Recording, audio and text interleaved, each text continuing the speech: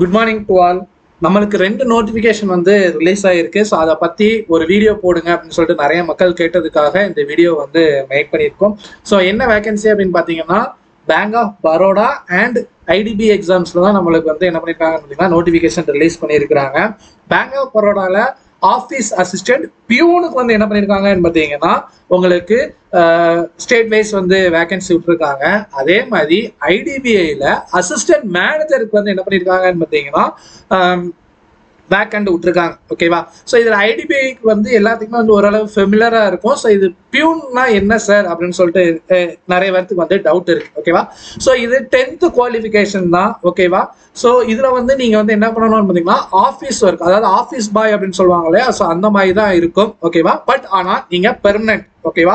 உங்களுக்கு எல்லா சலுகையுமே வந்து என்ன பண்ணுவோம்னு பார்த்தீங்கன்னா உங்களுக்கு கிடைக்கும் அப்படிங்கிறத தெரிஞ்சுக்கோங்க. ஸோ இதுக்கு எக்ஸாம் வச்சு தான் எடுக்கிறாங்க. ஸோ தமிழ்நாட்டில் மட்டும் உங்களுக்கு ஒரு 24 வேகன்சி என்ன பண்ணியிருக்காங்கன்னு பார்த்தீங்கன்னா கொடுத்துருக்குறாங்க. ஓகேவா? ஸோ இதில் வந்து இதோட ஒர்க் நேச்சர் என்னன்னு பார்த்தீங்கன்னா அந்த பிரான்ச்ல மேனேஜர்ஸ், அசிஸ்டன்ட் மேனேஜர்ஸ், கேஷியர்ஸ் இருப்பாங்க இல்லையா? அவங்களுக்கு நீங்க வந்து என்ன பண்ணணும்னு பார்த்தீங்கன்னா ஹெல்ப் பண்ணணும். அவங்க கேட்கறத நம்ம வந்து டாக்குமெண்ட்ஸ் எடுத்து கொடுக்குறதா இருக்கட்டும், என்ன கேட்குறாங்களோ நம்மளுக்கு என்ன பண்ணணும் அதை செய்யணும். ஓகே? ஸோ இதுக்கு வந்து 10th பாஸ் பண்ணியிருந்தாலே இதுக்கு போதும். மினிமம் ஏஜ் வந்து என்னன்னு பார்த்தீங்கன்னா 80. ஸோ மேக்ஸிமமா வந்து என்னன்னு பார்த்தீங்கன்னா 26 தான். ஓகேவா? ஸோ ஆல் ஓவர் இந்தியாவில் 500 வேகன்சி விட்டுருந்தாலும் நம்மளுக்கு 24 வேகன்சி தான் அப்படிங்கிறத என்ன பண்ணிக்கோங்க, தெரிஞ்சுக்கோங்க. பேசிக் பே நம்மளுக்கு என்ன பண்றாங்க 19,500 ரூபாய் கொடுக்குறாங்க. ஸோ அலவன்ஸ் எல்லாத்தையுமே சேர்த்தீங்கன்னு பார்த்தீங்கன்னா ஒரு 30,000 நம்ம கைக்கே வர்ற மாதிரி என்ன பண்ணுவோம்னு பார்த்தீங்கன்னா சேலரி வரும். சார் இந்த ஜாபுக்கு நீங்கள் அப்ளை பண்ண சொல்லுவீங்களா அப்படின்னு சொல்லி பார்த்தீங்கன்னா, ஸோ ரொம்ப எனக்கு வந்து ஃபினான்ஷியலாக நான் வந்து இதாக இருக்கேன், எனக்கு ஒரு 30,000 கிடைச்சாலே போதும், இப்போதைக்கு ஷார்ட்டாக நான் வந்து ஏர்ன் பண்ணணும் அப்படிங்கிறவங்க இந்த எக்ஸாமை வந்து பாஸ் பண்ணீங்கன்னு பார்த்தீங்கன்னா போங்க. பட் ஆனால் அதுக்கு அடுத்து அங்கேருந்து என்ன பண்ணணும், ட்ரை பண்ணி வெளியே போயிடணும். ஓகே? ஸோ ஆல்ரெடி உங்களுக்கே அங்கே சொல்லியிருந்தாங்க மேக்ஸிமம் 26 வயசு வரை தான் எலிஜிபிள் அப்படின்னு சொல்லியிருந்தாங்க. பட் ஆனால் இதில் நம்ம கேட்டகரி வைஸாக நம்மளுக்கு வந்து என்ன சொல்லியிருப்பாங்கன்னு பார்த்தீங்கன்னா உங்களுக்கு ரிலாக்ஸேஷன் கொடுப்பாங்க. ஸோ எஸ்சி எஸ்டியாக இருந்தீங்கன்னா நீங்கள் 31 வயசு வரை எழுதலாம்.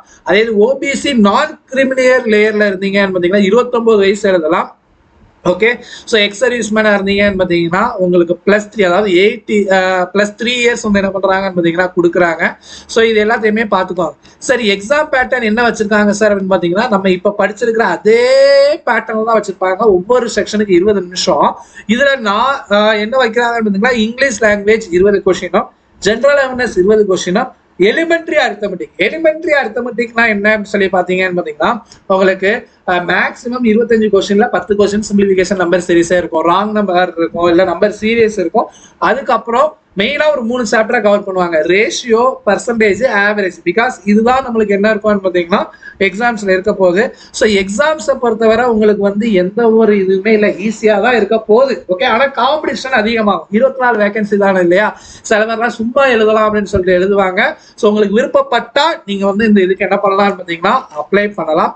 ஸோ நான் சொல்லியிருந்தேன் யாருக்கு ரொம்ப அர்ஜென்ட்டாக ஒர்க்கு தேவை அப்படிங்கிறதுக்கு பார்த்துட்டு இதுக்கு அப்ளை பண்ணிக்குவாங்க. ஓகேவா?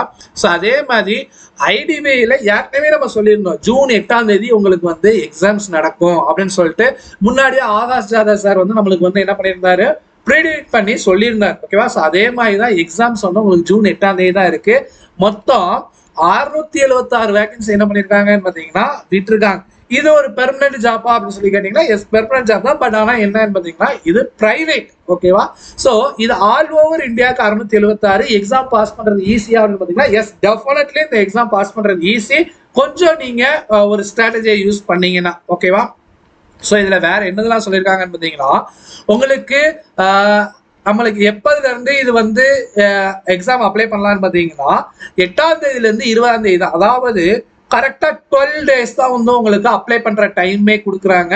ஜூன் 8ஆம் தேதி உங்களுக்கு எக்ஸாம்னா நீங்க அப்ளை மொத்தமே கரெக்டா நோட்டிபிகேஷன் விட்ட 1 மந்த்ல எக்ஸாம் வைக்கிற ஒரே ஆளு இந்த ஐடிபிஐ தான். ஓகேவா?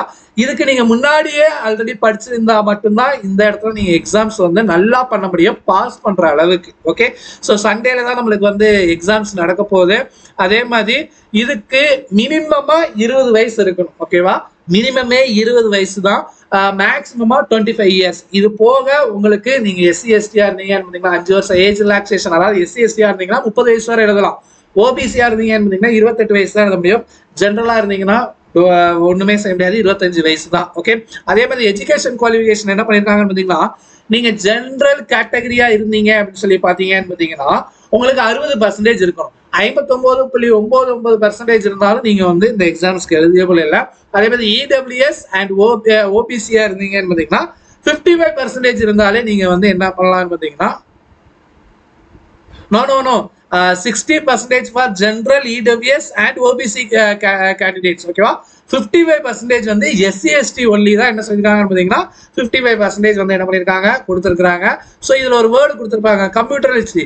Candidates are expected to have proficiency in computers அப்படின்னு பாத்தீங்கன்னா உங்களுக்கு கம்ப்யூட்டரை பத்தி நாலேஜ் இருக்கணும் அப்படிங்கறத என்ன பண்ணிருக்காங்க சொல்லியிருக்காங்க. பட் ஆனா அது மேண்டேட்டரி இல்லை. ஓகேவா, சோ அதே தான் இதுல கொடுத்திருக்காங்க. அதுக்கப்புறம் இப்ப நம்ம தேடுறது எக்ஸாம் பேட்டர்னும் நம்மளுக்கு ஃபீஸ் எவ்வளவு அப்படிங்கிறத என்ன பண்ணுவோம் பார்ப்போம். ஸோ எக்ஸாம் பேட்டர்ன் வந்து இதுதான். ஓகேவா, ஸோ ஒரே ஒரு மெயின்ஸ் எக்ஸாம்ஸ் தான். ஸோ இதில் நம்ம பாஸ் பண்ணிட்டோம்னு பார்த்தீங்கன்னா அடுத்த ப்ராசஸ் போய் நம்ம வந்து என்ன பண்ணிடலாம், ஈஸியாக கிளியர் பண்ணிடலாம். இந்த ஒரு எக்ஸாம்ல மட்டும்தான் என்ன பண்ணுவாங்கன்னு பார்த்தீங்கன்னா logical reasoning, data analysis and interpretation சொல்லிட்டு 60 கொஸ்டின்ஸ் கேட்பாங்க. அதாவது 40 கொஸ்டின் ரீசனிங்கும் 20 கொஸ்டின் உங்களுக்கு டிஐ அண்ட் கேஸ்லெட்ஸ் மட்டுமே என்ன பண்ணும் அப்படின்னு பார்த்தீங்கன்னா கேட்பாங்க. ஸோ இதுக்கு அவங்க 1 மணி நேரம் 40 மினிட்ஸ் டைம் கொடுக்குறாங்க. ஒரு கொஸ்டினுக்கு 1 மார்க் தான். இங்கிலீஷ் லாங்குவேஜ் 40 கொஸ்டின்ஸ் இருக்கு. குவான்ட்ஸ்க்கு வந்து 40 கொஸ்டின் இருக்கு இல்லையா, இதுல வந்து என்ன இருக்குன்னு பாத்தீங்கன்னா உங்களுக்கு arithmetic, data subsets, quantity based sums, அதுக்கப்புறம் simplification, number series, quadratic equation தான் என்ன பண்ணுவாங்க பாத்தீங்கன்னா இருக்கும். டிஐ என்ன பண்ணிட்டாங்க ரீசனிங் செக்ஷன்ல சேர்த்துட்டாங்க. ஸோ அதுக்கப்புறம் general economy, banking awareness, computer ID. ஓகேவா, ஸோ இதுல ஐடிபிஐல மோஸ்டா வந்து பேங்கிங் கொஸ்டின்ஸ் கொஞ்சம் அதிகமா இருக்கும். அண்ட் பேங்கிங் கரண்ட் அஃபேர்ஸும் என்ன இருக்கும்னு பாத்தீங்கன்னா அதிகமா இருக்கும். ஸோ 25 நிமிஷம் தான் என்ன பண்றாங்கன்னு பாத்தீங்கன்னா கொடுக்குறாங்க. ஸோ 60 கொஸ்டின் இருக்கு. 60 கொஸ்டின்ல 25 நிமிஷத்துல முடிக்க முடியுமானா கண்டிப்பா முடிக்க முடியாது. நம்மளுக்கு தெரியல அப்படின்னு பாத்தீங்கன்னா யோசிக்காம ஸ்கிப் பண்ணி போய்கிட்டே இருந்தா மட்டும்தான் 60 கொஸ்டினுமே பார்த்து நம்ம நல்லா பண்ணி ஸ்கோர் அதிகமா எடுக்க முடியும். இதுல நெகட்டிவ் மார்க் இருக்கா அப்படின்னு சொல்லி பாத்தீங்கன்னா எஸ், டெஃபினட்டா நெகட்டிவ் மார்க் இருக்குதுப்பா. ஸோ அதாவது ஒரு கொஸ்டின் தப்பா இருந்துச்சு அப்படின்னு பாத்தீங்கன்னா 0.25 மார்க்ஸ் வந்து என்ன பண்ணுவாங்கன்னு பாத்தீங்கன்னா உங்களுக்கு இது பண்ணுவாங்க. அதாவது 1/4 ஆர் 0.25. ஓகேவா, ஸோ இதை வந்து என்ன பண்றாங்கன்னு பாத்தீங்கன்னா உங்களுக்கு டிடக்ட் பண்றாங்க for every wrong answer. If you are miss any questions, you are not attend any question means they are not deducted any marks for that. Okay. So அதுக்கப்புறம் நம்ம முக்கியமா இதுல கவனிக்க வேண்டியது என்னன்னு பாத்தீங்கன்னா பர்சனல் இன்டர்வியூ. அதாவது நம்ம இதுல வந்து எக்ஸாம் பாஸ் பண்ணிட்டோம்னு பாத்தீங்கன்னா அவங்க வந்து ஒரு கட் ஆஃப் வந்து என்ன பண்ணுவாங்கன்னு பாத்தீங்கன்னா இன்டர்வியூ கொடுப்பாங்க. ஸோ அதுல நம்ம பாஸ் பண்ணிட்டோம்னா உடனே ஜாப். இது வேலை எல்லாம் டக்குன்னு நடக்கும். 1 மாசத்துல எக்ஸாம் வைக்கலாம், 2 வாரத்துல ரிசல்ட் விடுவோம், அடுத்த 1 வாரத்துல இன்டர்வியூ வான்னு சொல்லுவோம், அதுக்கு அடுத்து மறுபடியும் ரிசல்ட் விட்டு டாக்குமெண்ட் வெரிஃபிகேஷன் வாங்க, வேலைக்கு வாங்கன்னு சொல்லிட்டு 2 மாசத்துல ஒரு 2ல இருந்து ஒரு 3 மாசத்துக்கு என்ன பண்ணிடுவாங்கன்னு பாத்தீங்கன்னா ப்ராசஸே முடிச்சிருவாங்க. ஸோ தைரியமா நீங்க அப்ளை பண்ணலாம். பிரைவேட்டு, பப்ளிக் அப்படின்னு சொல்லிட்டு என்ன பண்ணாதீங்க, பிரிச்சு பார்க்காதீங்க. ரெண்டுமே பேங்க் தான். இங்கேயும் நீங்க போய் பேங்கிங் சர்வீஸ் தான் பண்ண போறீங்க, அங்கேயும் பேங்கிங் சர்வீஸ் தான் பண்ண போறீங்க. அதே மாதிரி நல்லா தெரிஞ்சுக்கோங்க, சேலரி எதுல அதிகமா இருக்கும் அப்படின்னு பாத்தீங்கன்னா ஐடிபிஐ பேங்க்ல. மொத்த பேங்க்ல அலோன்ஸ் எல்லாத்தையும் சேர்த்து நம்மளுக்கு சேலரி அதிகமா உள்ளது ஐடிபிஐ பேங்க் தான் அப்படிங்கிறத என்ன பண்ணிக்கோங்க தெரிஞ்சுக்கோங்க. ஓகேவா, ஸோ இதுதான்ப்பா, வேற எதுவுமே இதுல வந்து எக்ஸ்ட்ரா கொடுக்கல. ஸோ கால் லெட்டர் எல்லாமே 1 வீக் முன்னாடியே வரும். ஸோ ஸ்டிபுலேட்டட் டைம்குள்ள நீங்க வந்து என்ன பண்ணணும் பார்த்தீங்கன்னா அப்ளை பண்ணணும். ஸோ அதுக்கப்புறம் வந்து ஃபீஸ் பே பண்றது எதுவுமே வந்து கிடையாது அப்படின்னு சொல்லிட்டு நோட்டிஃபிகேஷன்ல சொல்லியிருக்காங்க. ஸோ அடுத்து எக்ஸிக்யூட்டிவ்மே சீக்கிரமே வந்து நோட்டிஃபிகேஷன் வந்துடும்.